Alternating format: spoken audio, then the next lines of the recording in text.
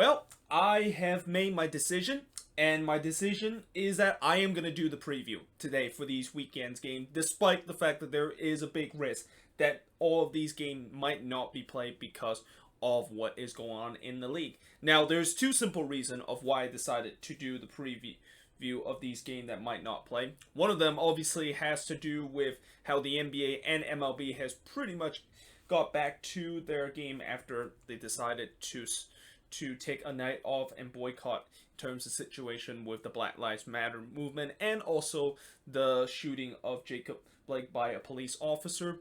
But the second main reason is that I want to talk about the RSL situation, because I feel like this is kind of a news where I don't want to make a video just solely about this because I can easily get into the political part, which I don't want to do on this channel. But at the same time, I don't want to wait till the news of the week that I'm going to do next week to kind of talk about this, because this is a very serious matter. Now, in the first game between the Portland Timbers versus RSL, which this is actually not the first game of this week. This is actually a game that's going to be taking place on Saturday. But there's definitely a big risk out of all these games. This one probably might be the one that won't be played, because today the RSL owner Dell Hansen decided to make a very stupid kind of statement, and stupid is kind of an understatement in terms of what he just said. But he basically said that he felt disrespect, the fact that the game between RSL versus LAFC last night was being postponed, and that it feels like it takes the wind out of my sail of how much I want to invest my team. And in other words, he basically just said that, well, I am just pissed off the fact that they canceled the game because I just lost some revenue because of the fact that that game is now postponed. And unsurprisingly, in a time where the league is clearly pushing on this Black Lives Matter movement and the players have been very outspoken in terms of this issue, this was probably the last thing you want to say if you are the owner of RSL, and he received a ton of backlash in terms of this statement, and that there's been a lot of people, including players like Josie Outdoor, that demands him to sell the team. Now, there is a rule in MLS where, under this single entity kind of rule that MLS basically is owned by, there is a rule where if the board of governors decided to vote to see whether or not if they will terminate RSL owner Dell Hansen's chance to own the team, well, they can terminate him if they decide to have a 66% majority or a two-thirds supermajority to basically vote him out as the owner of RSL. And I'm pretty sure a lot of fans would want to see that to happen. The bad news is that it rarely happens. In fact, I don't recall one time where that actually has happened, and that if this is going to be the case, this will be the first time we ever see an owner that actually get voted out by the MLS board of owners. And again, a lot of people have been demanding him to sell the team, and this is not the first time that Dell Hansen has done something very controversial and has pretty much now landed him as the most hated owner, next to Anthony Precourt as one of the most hated owner in MLS.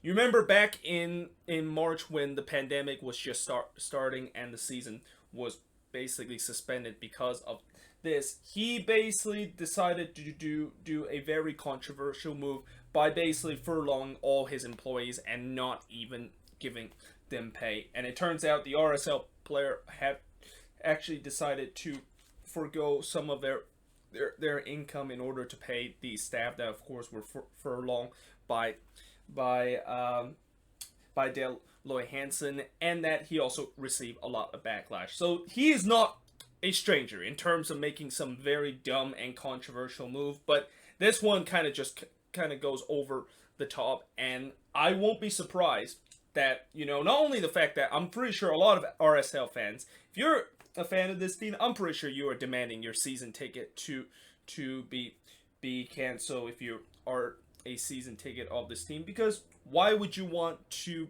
pay season ticket and support a team that has an owner that does this very crazy kind of statement that is completely no need? And if you're a player of RSL, why would you even think about playing for him. Like, he just made such a rash kind of statement that goes completely against what you're trying to protest, and therefore it's pretty simple that I think there is no question that I don't think they're going to be dressed in the game against Portland. And knowing the fact that the Timbers, they also will realize this is a situation that is completely against what they also kind of believe, because the Timbers is one of the many organizations and probably one of the main organization that has been very outspoken in terms of this Black Lives Matters movement that's going on in MLS, and that I'm pretty sure that they also don't want to play this game too. So yeah, the bottom line is I think this game most likely will not be played, and that if it's not going to be played, I mean, won't be surprised because of how things have gone, and that really I hope that eventually Dell Hansen is going to be removed as the owner of RSL, because the numerous of stupidity decision that he has made in just such a short time is just getting to a sense that he is now becoming probably the most hated owner in MLS, and even more hated than what Anthony Precourt did when he decided to almost move the Columbus Crew to Austin, and now getting his own team in Austin that's going to be coming into the league next year. But that being said, let's actually now get back to talking about the real preview of this week, because as much as I want to talk about this game, I kind of don't want to, because I know for a fact this might be a game that gets postponed. But now talk about games that might have a lower risk of potentially postponing this weekend. And the first one we're going to be talking about is the Canadian Classique, which I forgot to put the time of this game, as this one is going to be the only Friday game that's going to be kicking off at 8 p.m. Eastern, 5 p.m. Pacific. Montreal currently have a record of 3-1-2, while TFC is the only team in the league to have not lost a single game with a record of 4-3-0. Toronto, of course, beat 4-3 against Montreal the last time both of these teams meet in the Canadian Classique, which was in the MLS is back tournament, and was one of the more entertaining game we have ever seen in not only this rivalry, but also in the MLS is back tournament. Now, the key points in this game is that can Montreal, of course, get revenge on TFC in this game? Obviously, the Impact got a big win against Vancouver in the last game, and we shall see whether or not if TR and Reed team can continue that momentum to play against a Toronto team that currently has a 16-game unbeaten streak. Well, actually, I think it's a 17-game unbeaten streak that they are on, and as I said, they're the only team that is still unbeaten in the regular season. Now, I think my prediction of this game is going to be a draw, because I know both of these teams will be really up for this game, and I have a feeling Montreal will definitely want to get some revenge off of TFC. But, you know, I'm just going to call this a draw, because I think eventually both of these teams is going to be even out, and it's going to be relatively a kind of even game, and that I'm just going to go with a safe kind of prediction saying that this is going to be a draw. Although I won't be surprised if TFC does win in this one. And that, I guess, you know, I know the media has been kind of overhyping, saying that Toronto is currently the best team in the league. But, you know, you obviously are going to be the best team in the league when you decide to play like Vancouver twice, and that I feel like this is probably one of the first big tests that Greg Vanney's team will have ever since the tournament is over, where he's actually going to be playing against a team that is not like a USL level kind of team, and a team that can definitely want to get some revenge after what happened in the last Canadian Classic. But either way, I expect this one to be a very entertaining game. I'm not quite sure it's going to be as entertaining as that 4-3 crazy game that both of these teams face, but you never know. We'll see how this game, of course, will take place. But moving on, in terms of the next match, and speaking of rivalry, we got what I call the Southern Derby, or shall I say the one that it seemed like only one team are able to win in this so-called derby kind of game between Atlanta United versus Orlando City.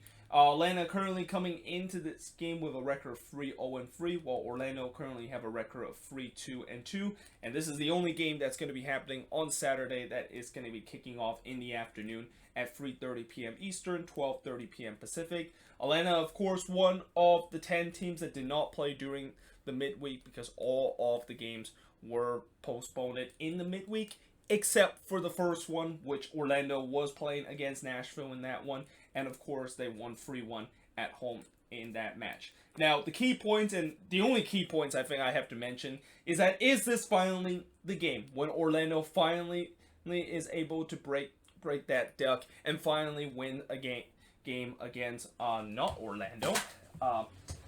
It's actually Atlanta. That is a little bit of a mistake there. But yeah, is this finally the game that they, of course, will do it? And my answer is yes. I think this could be finally the time where they can really have a chance to finally get that elusive win against what they call biggest rival in the league. I mean, this is probably the best chance, knowing the fact that they don't have their father, Joseph Martinez, being played in this game, and that knowing the fact that Atlanta, they haven't really been at its best, despite the fact that in the last game they did win against Nashville 2-0, and all thanks to an amazing performance by Pity Martinez. I still think Orlando is going to be the stronger side coming into this game, and that if they can play just like what they did against Nashville, where you can clearly see that game against Nashville, they look like the Orlando team that went to the final in the MLS's back tournament.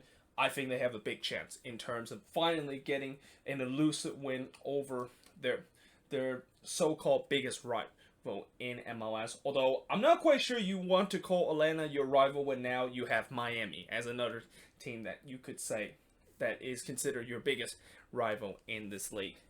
But that being said, moving on, in terms of the next match, is another rivalry game.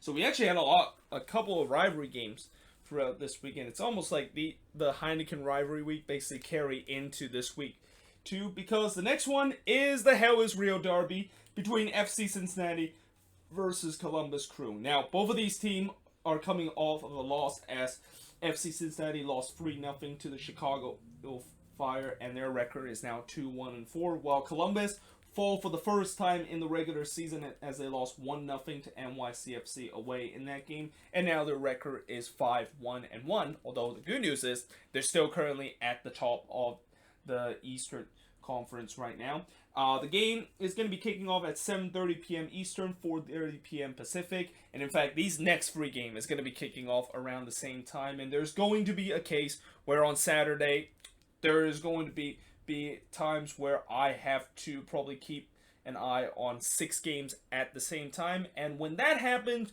I probably won't be keeping an eye at 6 games at the same time. Like, that is just crazy for me to try to do that. I mean, it was already hard enough to try to keep an eye on 2 or 3 games at the same time, but 6 games, that is just virtually impossible. And that what I'm going to do with the review is what I always do when I start doing the review in the beginning of the season, and that is I'm going to be splitting into 2 parts, and in part 1 I'll just look at the first half of the games that is happening. So yeah, talking about this game, the key points, of course, coming into this game is that after that tough loss that Columbus had against NYCFC, can they, of course, bounce back against an FC Cincinnati team that they know how to beat them? Like, this is a team that they of course have not lost so far in this young kind of Hell is Real derby. And last time when both of these teams faced against each other, yeah, Columbus absolutely slapped that FC Cincinnati defense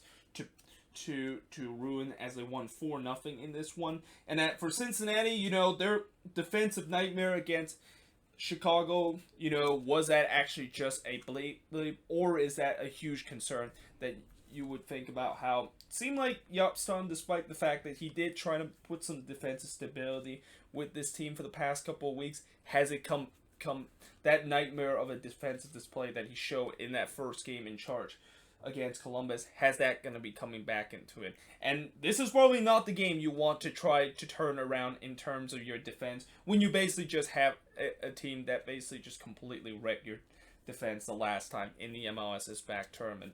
But with that being said, the one big thing about this game is going to be a little bit different in terms of the MLS's back tournament, is that this game is going to be an away game for Columbus, so Cincinnati does have your so-called home field advantage, even though there's going to be no fans attending this one.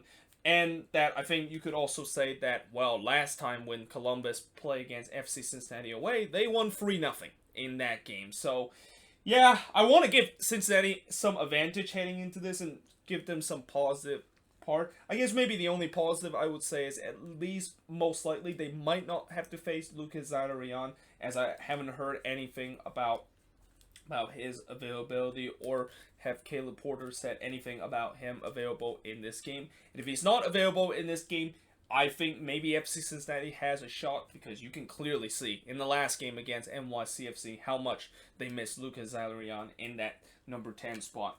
But still, I'm going to go with Columbus in this one because, again, you know, I'm pretty sure they're not going to be happy about last game, and that they definitely want to have a bounce back performance against a team that they have definitely had a lot of success against them in this very young Hell is Real derby. And by the way, this game is also not going to be on national television, which is kind of strange, because usually in a Hell is Real derby, it's always going to be on national television, but this one is not going to be the case, and it's just going to be on regular kind of local broadcast in this one. But that being said, moving on, in terms of the next match, is Philly versus DC United. So the Union currently have a record of 3-3-1, while DC United currently have a 1-3-3 record. This game also kicks off at 7:30 p.m. Eastern, 4:30 p.m. Pacific. Philly, of course, won 1-0 against the Redbulls at home in the last match, while DC United lost 2-1 against New England in that weather delay kind of game, and a game that they had a man up for the last couple of minutes, but aren't unable to find that goal to maybe get an equalizer in that game against New England Revolution. Now, the key points in this game is that the Union are going for their 7-game unbeaten streak against DC United, while DC is looking to snap a 6-game winless run. And I have a feeling that the first key point that I mentioned is probably going to come true, because I'm picking Philly to win this one. Now, both of these teams, I think one of the biggest issue that both of these teams tends to have is definitely goal scoring. And believe it or not, the Union, they haven't really been lighting it up in terms of the goal scoring department, even though they've been getting some wins, despite the fact that they kind of lack that goal scoring power. Although a lot of that has to do with Andre Blake seemingly this season has been stealing 3 points away from opponents time after time, and that I feel like if it wasn't for Andre Blake doing that, maybe this Union team wouldn't be as good as their standings basically tell them. Well, for DC United, yeah, I don't really need to explain why they're struggling in terms of goal scoring. Like, it has been a long time since they are able to score from open play, and that it's also been a long time since anybody but not by the name of Federico Higuain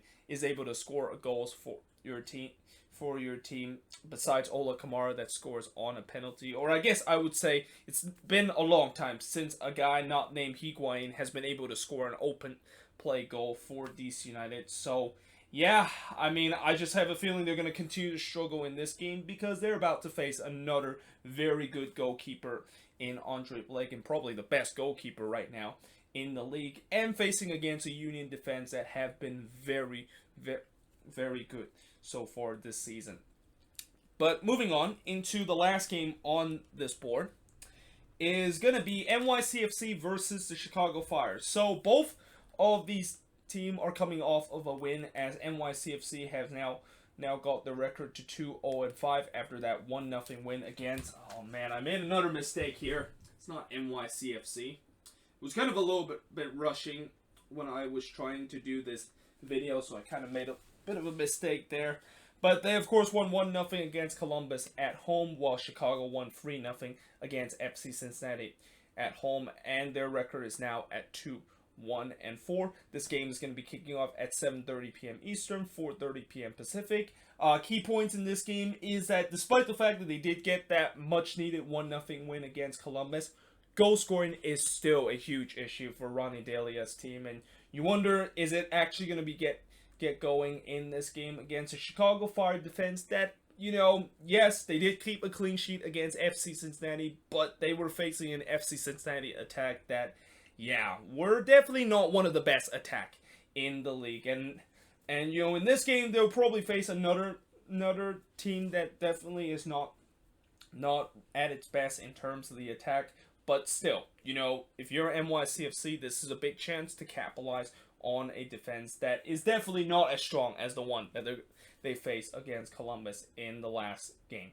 Now, for the Chicago Fire, is there going to be consistency for this team? Like, that performance by the Chicago Fire basically just kind of summarized what I thought about this team, of the fact that since they've been kind of going on a down stretch, and that if you want to look at past history pattern of this Fire team for the past couple of seasons, they were going to be due for a win against FC Cincinnati. And I'm not going to really take away the fact that, they of course got that huge victory, and you wonder, the moment of them returning to Soldier Field for the first time in over 15 years might be the reason why they were really up for it. But now the question is, can they continue that kind of same momentum? And is there going to actually for once be some consistency for this Fire team, where this is a game, if you look at past history, means that they're going to lose this one because there's just no consistency whatsoever.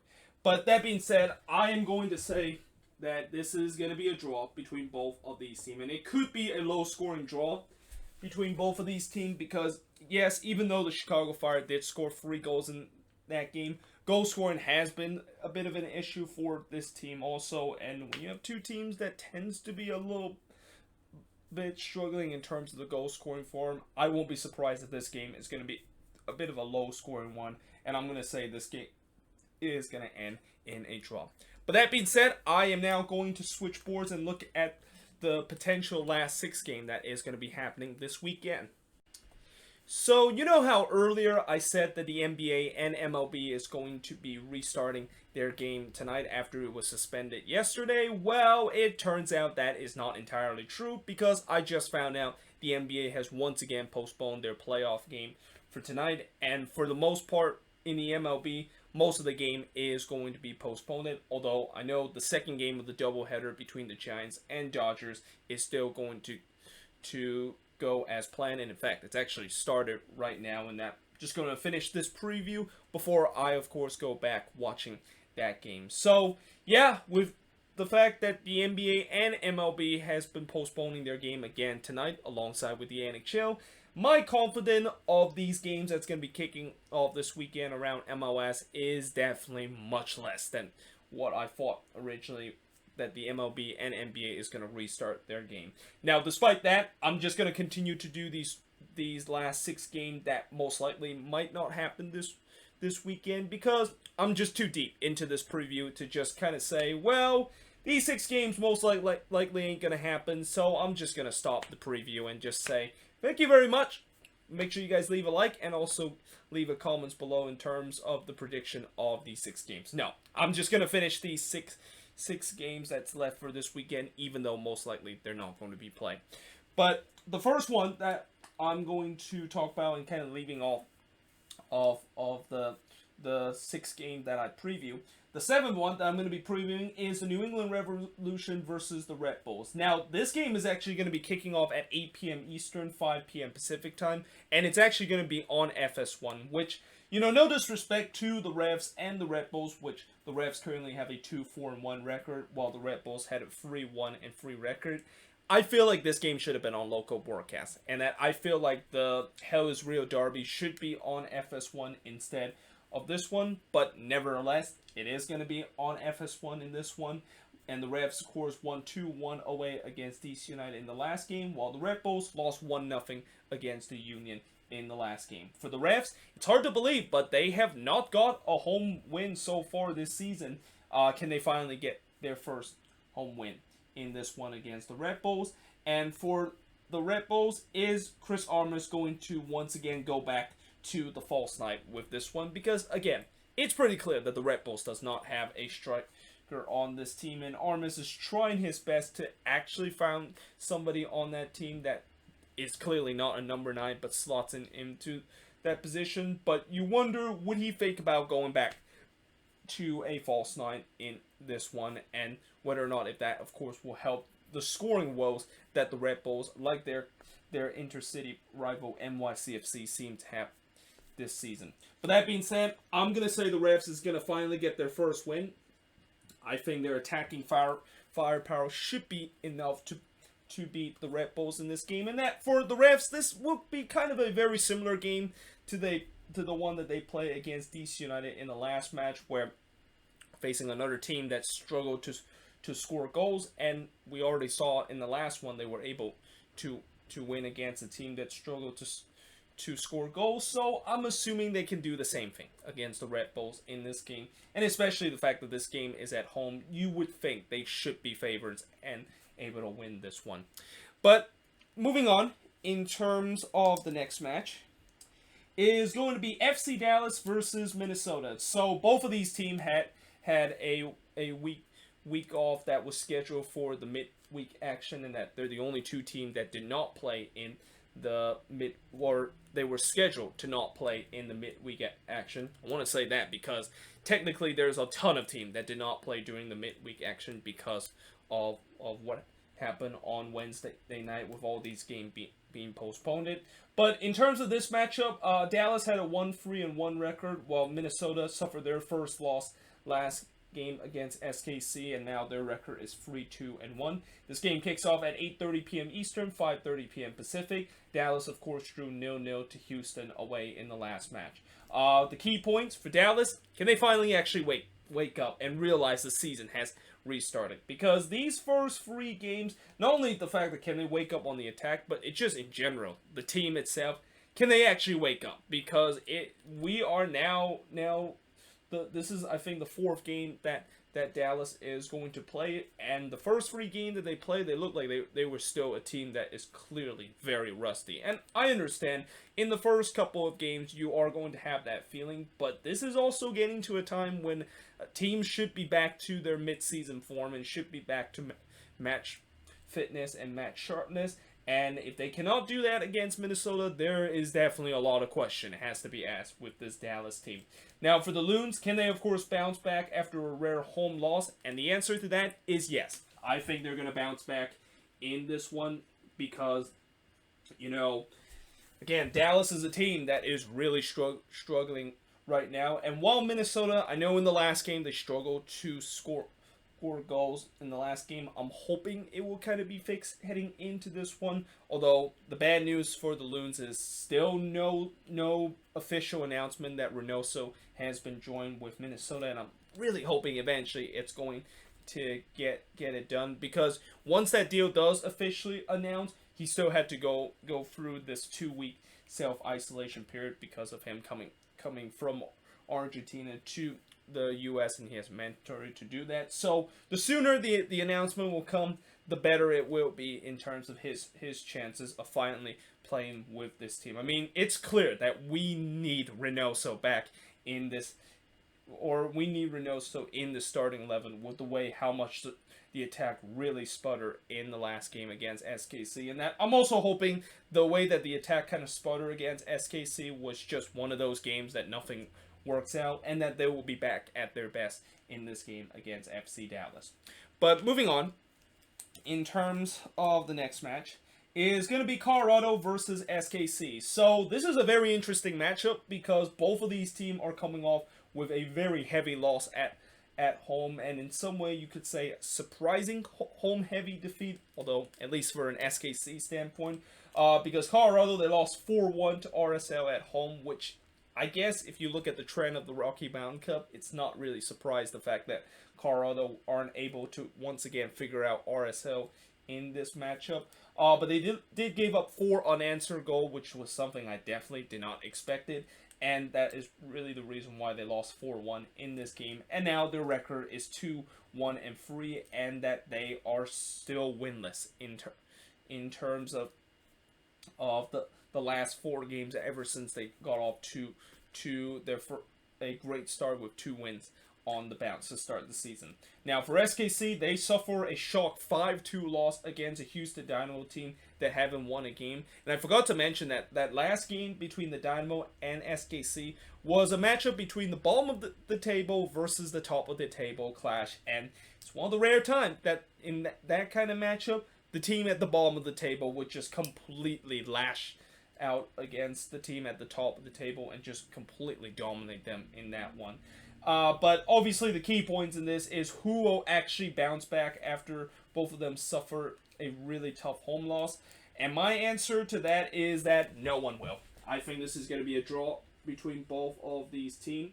Although I think both of these teams is going to play much better in this one with the way that I'm pretty sure both manager with Robin Fraser and Peter Vermees is not going to be happy with the way that their team performed at home in the last match. But I'm just going to say it's a draw in this game because I think both of these teams will be up for it in this game. And something tells me it could be a bit of an even matchup in terms of how this game will play out.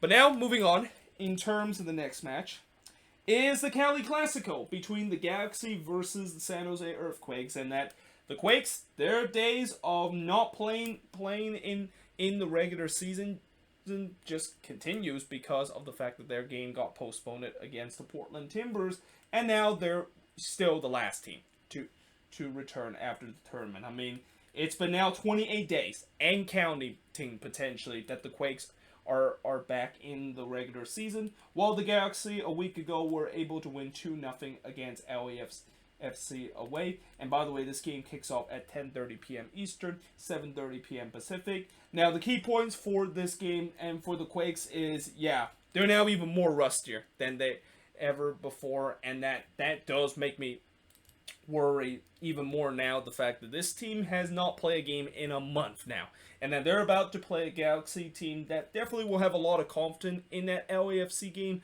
although to be fair, it has been a while since they have played LAFC, so I'm not quite sure that feel-good kind of moment has kind of continue this one, and especially the fact that feel-good moment was supposed to happen in the game against Seattle, and then that one got postponed.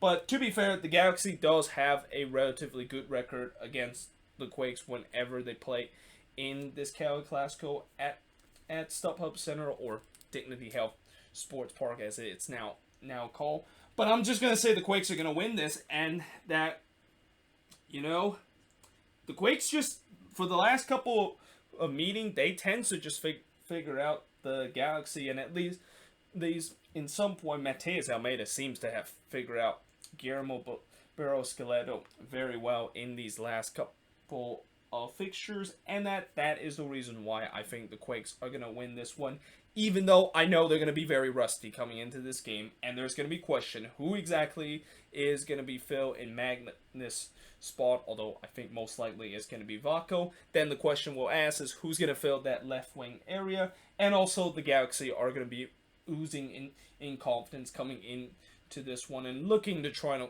win back-to-back rivalry match after they got that big rivalry win against LAFC just a week ago.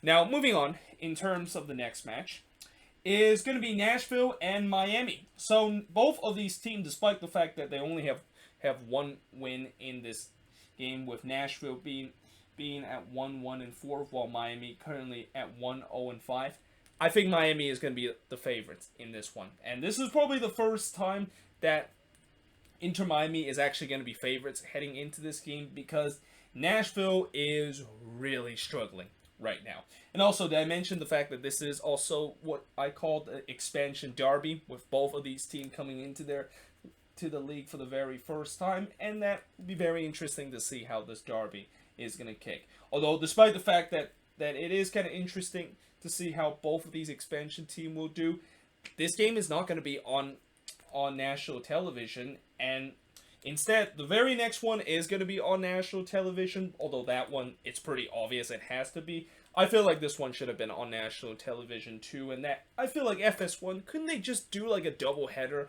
on Sunday where they can have this game kick off at 5 p.m. Pacific, 8 p.m. Eastern, and have the next one kick off at 10 p.m. Eastern, 7 p.m. Pacific, because this one is just as important as the one that is pretty much the rematch of the Western Conference Final, and also the rematch of what we saw in the round of 16 of the MLS is back. But nevertheless, again, key points in this game. Goal scoring for Nashville, still a huge question mark. While for Miami, again, this is the first time they're going to be favorites heading into this game, and let's see if they can, of course, able to get a victory in this one with the way that they, of course, are favorites in, and especially how much confidence that they got from that game against Orlando City, and that they were finally able to get over the hump of finally getting a win in MLS. Will that confidence continue in this game against Nashville SC? And the answer to that is that I think it will. I think their attack is going to once again break out in this one against a Nashville team that, yeah, again, goal scoring is a big issue, but after seeing that Orlando resort, I am definitely a little concerned about the defense. And if defending is going to start to be an issue for Nashville, this looks very similar to the story what we were talking about FC Cincinnati of last year, where as soon as they started to have some defensive issue, the team just become a laughing stock and a punching bag for the rest of the season. And let's just hope that is not the case for Nashville heading into this year too. But finally, moving on into the last game, and probably the game of the week, that is if this one will be played, is between the Seattle Sounders versus LAFC, as Seattle currently coming into this game with a 3-2-1 record, while LAFC currently coming into this game with a 2-3-1 record. This game is going to be kicking off at 10 p.m. Eastern, 7 p.m. Pacific, and as I said before, it is going to be on FS1. LAFC, of course, won 4-1 against Seattle in the round of 16 in the MLS is back tournament, but I'm pretty sure the Sounders would love to have some revenge heading into this one. And you know, talk about the Galaxy, of the fact that they're probably going to be oozing and confident against the Quakes in this Cali Classico. I think Seattle is going to also be oozing in confidence with the way that they were able to take down the Timbers in the Cascadia Derby. And you know they want some revenge on this LAFC team that did not look good at all in the last match. Now, that being said, it is very rare that LAFC have lost back-to-back games. In fact, I don't think throughout their first 3 years of existence, I don't think LAFC have ever lost back-to-back games. But I know that they have gone through winless run before, and that I think their winless run is going to continue, and this is going to be a draw between both of these teams. Because again, I'm going to go with a safe bet, the fact that I'm pretty sure LAFC and Bob Bradley is not going to let his team look as flat as they did in that last game against the Galaxy, against the Seattle Sounders. But at the same time, I'm pretty sure Brian Schmitz will remind the Sounders player of what happened in the last game, and that they're also going to be very angry and want some revenge after the last one. But ultimately, I'm going to say it's going to be a draw between both of these teams, if both of them, of course, are going to play. I mean, I'm really hoping this game, of course, is going to be played, because this is definitely one of the more exciting games, and started kind of becoming a little bit of a rivalry between both of these teams that is considered the best team in the Western Conference for these past couple of seasons. But that being said, let me know in the comments below, what do you think of all these games, if they are actually going to be playing this weekend, and let me know in the comments below in terms of your prediction. And even though this preview might be just a complete waste of time if all these games is not going to take place, at least I get to finally address the issue of what happened earlier today with RSL and the owner Dell Hansen, and the fact that yeah, it's kind of disgusting with the way that he basically decided to put that public statement, especially during a time when this is probably the worst time to try to make such a blatant wrong kind of public statement like he did just that. But that being said, hope you guys enjoyed this video. If you do, make sure you guys leave a like, smash the subscribe button, and yeah, I of course will see you guys next time.